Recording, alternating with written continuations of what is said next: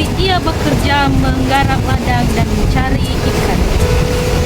Hal ini dilakukannya untuk memenuhi kebutuhan hidupnya sehari-hari. Pada suatu hari, Toba pergi ke sungai di dekat rumahnya. Ia bermaksud mencari ikan untuk lauknya hari ini. Dengan hanya berbekal sebuah kail, umpan, dan tempat ikan, ia pun langsung menuju ke sungai. Setelah sampainya di sungai, petani tersebut langsung melemparkan kailnya.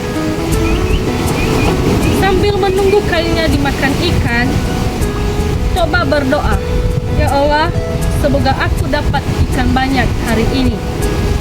Beberapa saat kemudian, kail yang telah dilemparkannya terlihat bergoyang-goyang. Ia segera menarik kailnya. Petani tersebut sangat senang karena ternyata ikan yang didapatkannya kali ini sangat besar.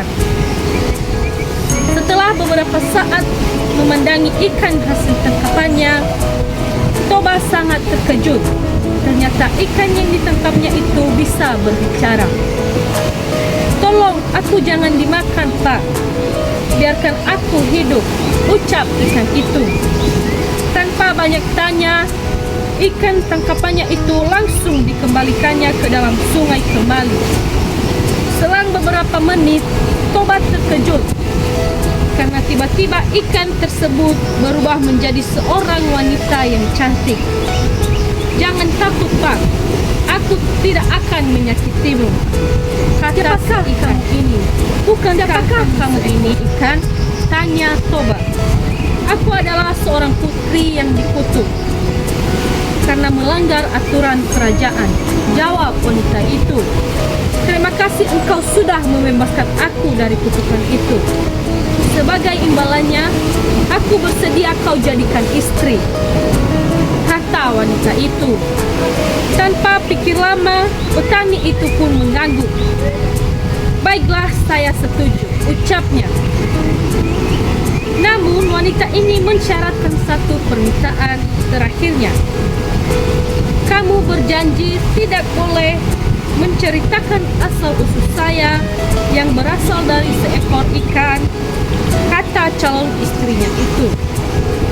"Jika janji itu dilanggar, niscaya akan terjadi petaka yang sangat dahsyat," ucapnya dengan tatapan serius.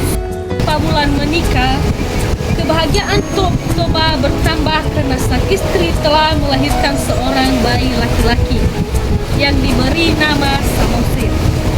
Anak mereka tumbuh menjadi anak yang sangat tampan dan kuat. Tetapi ada kebiasaan yang membuat heran orang-orang. Samosir selalu merasa lapar dan tidak pernah merasa kenyang.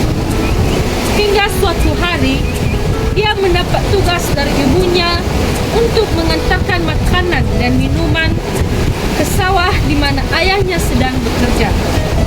Namun tugas itu tidak dipenuhinya. Semua makanan yang seharusnya untuk ayahnya dilahap habis. Setelah itu, dia tertidur pulas di sebuah gubuk.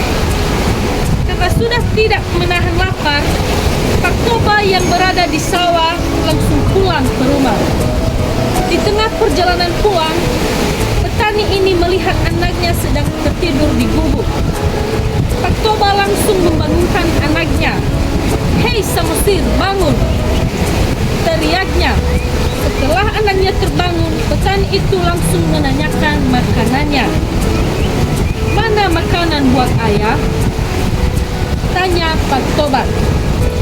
"Sudah habis kumakan," jawab Samosir.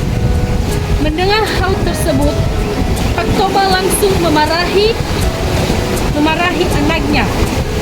"Anak tidak tahu diuntung, tak tahu diri. Dasar anak ingkan," umpat Pak Toba. Tanpa sadar telah melanggar janji dari.